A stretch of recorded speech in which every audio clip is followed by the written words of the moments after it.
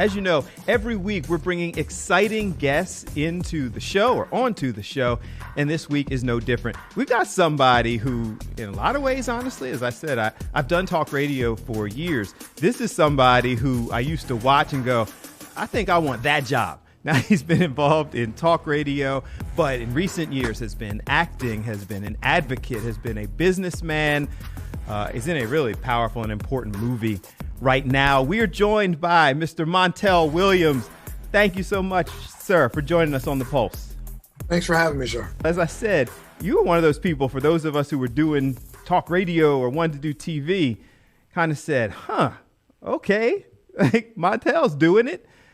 We could step out there. Do people tell you that you kind of inspired them through your history?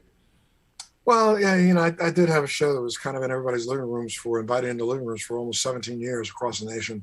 And it goes back to when, really talk began. So, I kind of take a little joy out of being one of the originators of the genre. We always like to start on The Pulse, especially with people who have done so many things in so many different capacities, to ask people to define themselves. Like you're, military background and history maker and come from a history making family, as I was reading about your father.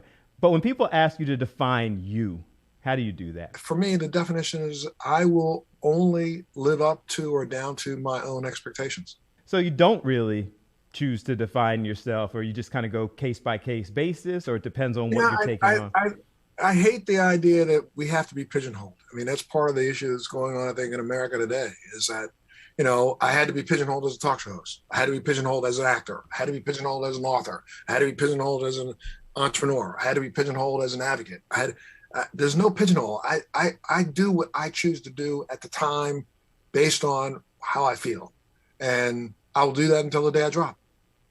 Is that something, you said that's one of the issues with America? You think too many of us kind of get stuck in somebody else's definition? Or Absolutely. I think you take a look at our politics right now. You look at what we have going on in Washington, D.C.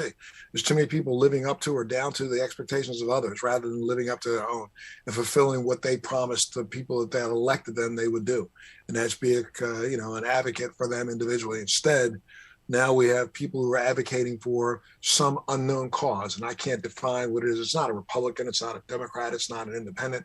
It's some stupidity that someone has put into a bucket and said, well, you have to fill XYZ blocks or have to fill, the color of the book so that you look like this book or this book or this book. No, I think it's time that we started acting as individuals, not narcissistically, but understanding what our value is. I mean, I'm blessed. I'm a very blessed person who has a brain that literally works on both sides. You know what I mean?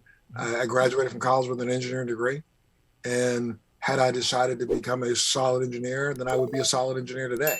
That was the only thing I wanted to do. I also, ran a program at one of the most conservative colleges in the country, the United States Naval Academy. I ran a program called the Midshipman of Modern Music Bands because I was a musician and I was an actor, and I wanted to feed that other side of me. And so, I don't think there's anything wrong with, I'm not a jack of all trades. I am a master of myself. Have you always been? I mean, that publicly we know of some of your public stuff, but has that always been you? That's been me since I was a child. I mean, I literally, I'm a product of busing. I'm a kid who went to school and, in high school, I literally participated in politics. I was on my own student government. I was elected class president twice, junior year, senior year. I was a student on the Board of Education in Anne Arundel County. I was a participant in the Maryland Association of Student Councils, the Chesapeake Regional Association of Student Councils. I participated in multiple things that dealt with going to Washington, D.C. But then at the exact same time, I played in a band, and I won Best Actor at my school. I played football, I played basketball, I ran track, so it's not that I couldn't make up my mind. It's just that I didn't feel a limit, and I didn't feel as if someone was going to tell me who I was going to be. And I graduated from the Naval Academy and went into the Navy. So the choices I made, and I became a special duty intelligence officer in the Navy. I went to speak Russian at the Defense Language Institute. So, I define who I am rather than have anybody define me.